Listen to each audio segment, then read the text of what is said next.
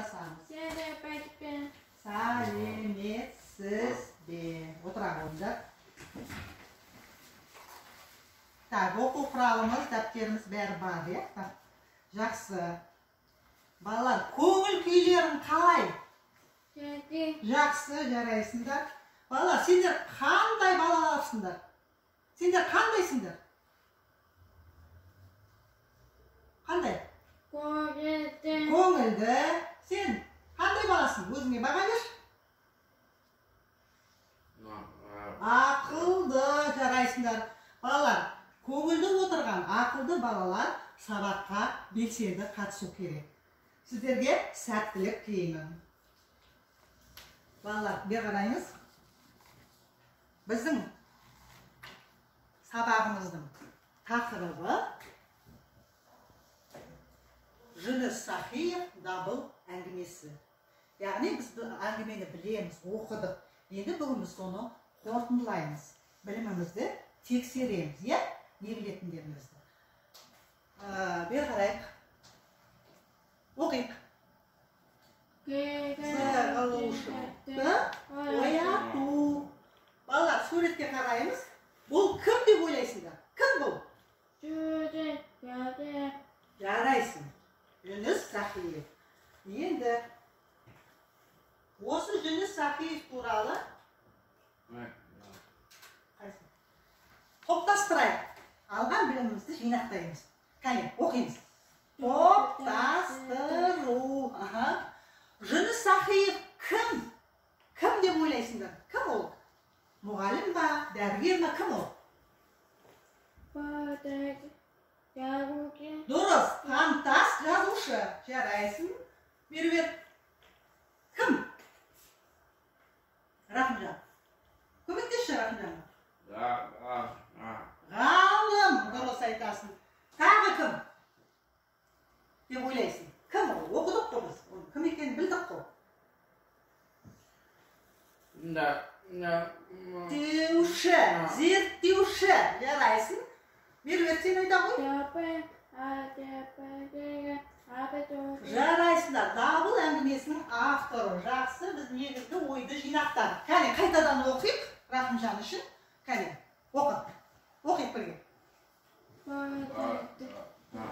Жазушы, фантаст жазушы. Оқы, Рахымжан оқиық. Зерттеуші. Ғалым, жарайсың. Рахымжан көре алмай тұрайын әңгімесіні.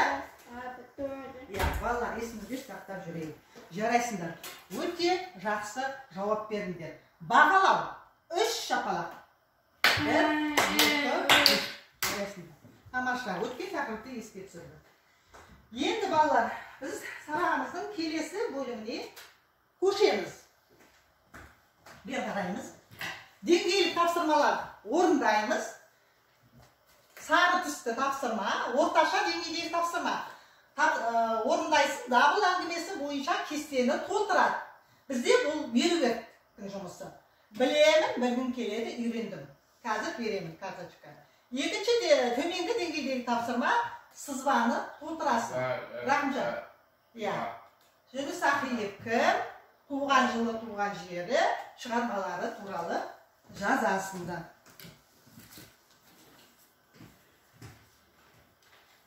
Мынаны қара. Білемін, білгім келеді, үйрендім. Не білдің? Нені білгім келеді? Нені үйрендің сарапша? Жазы бар, тырс. Сен? Мына кесте, отырасың. Ол үшін сен оқулықты пайдаланасың. Бірінші мынаны оқы. Оқы. Сұрақты оқыш, сұрақты оқылың. Кім? Жүніс Сахиев кім? Қара кітаптан. Ауыздасаң. Қара.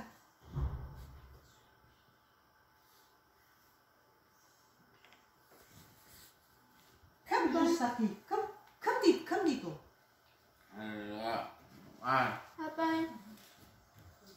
Фантаст жазушы.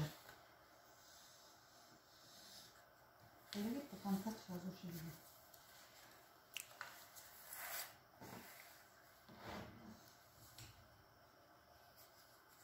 жаңағы қайтқан.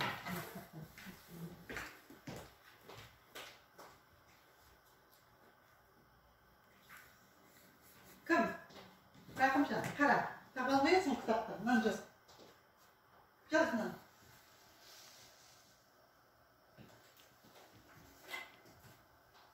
Фантаст жазушы.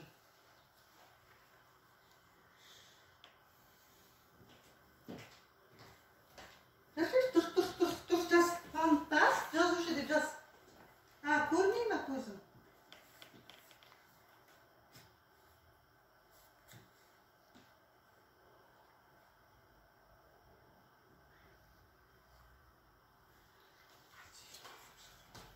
Жазушы.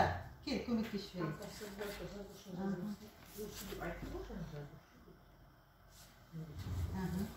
Жақсы. Так, енді туған жылы, туған жерін жазайық. Кітаптан қараймыз енді ол бар. Туған жылы, қай жыл?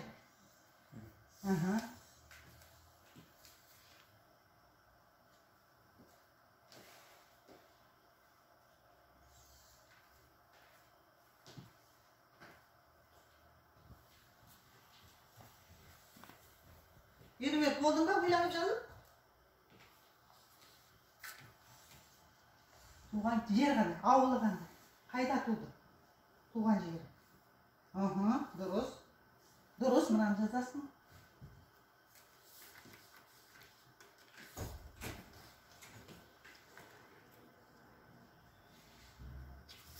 Так.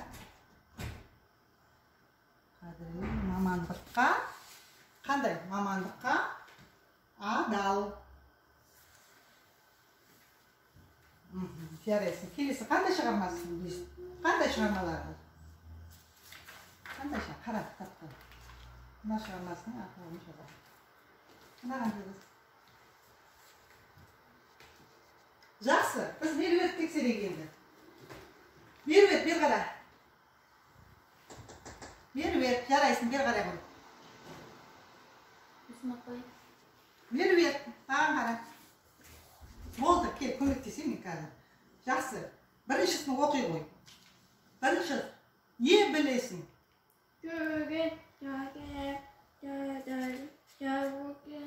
Фантаст жазушы екенін білесің. Жақсы. Екінші, нені білгің келеді?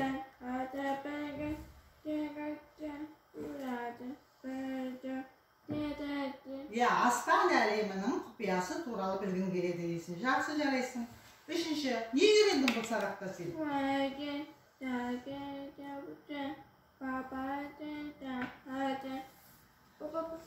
Туған жерді қадірлеуді, мамандыққа адалдықты үйрендің. Жақсы ма? Жарайсың. Тамаша. Өте жақсы жауап бердің. Сені қара жіберейік. Так, Жүніс Ақиев жазушы дұрыс. Қайда? Қай жылы туған? 50-ші жылы 1900 оңтүстік Қазақстан облысында. Дұрыс. Шығармалары Айдағы жасырын бар. Бір ғана әңгіме шығармасын білесің ба?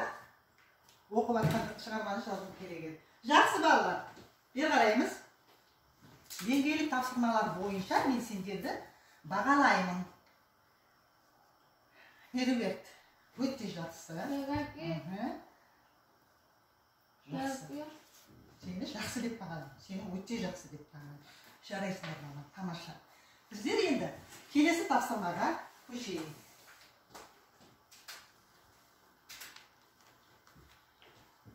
Біз қорытындылау сабағы болғасын, өз біліміңді тексер.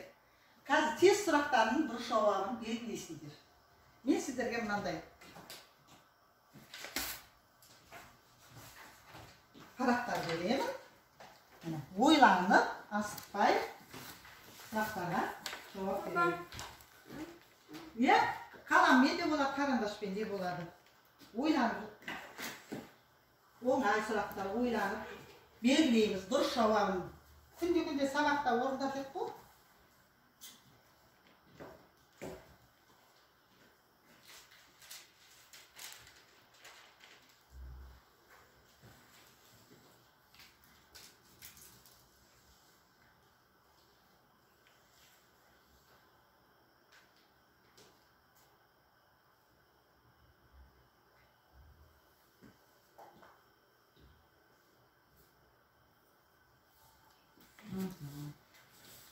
Жақсы.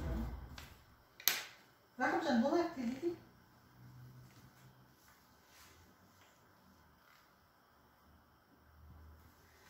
Жақсы балалар. Болдық па? Қаламыңды қойды, бер қарамаған.